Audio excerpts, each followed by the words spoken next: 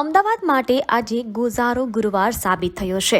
પૂર્વ SP ring road પર ગણતરીના કલાકોમાં જ બે અકસ્માતો સર્જાતા રિંગ રોડ ચિચિયારીથી ગુંજી ઉઠ્યો હતો, જેમાં એક અકસ્માત વસ્ત્રાલ રિંગ રોડ પરથી પાંજરાપોળ 4 રસ્તા પાસે થયો હતો।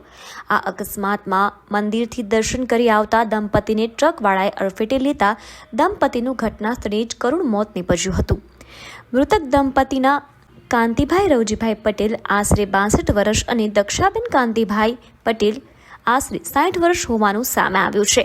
સમગ્ર ઘટનાને જાણ પોલીસને થતાં રામોલ પોલીસ અને આઈ ડિવિઝન પોલીસ તુરંત ઘટના સ્થળે પહોંચી વધુ તપાસ હાથ ધરી છે।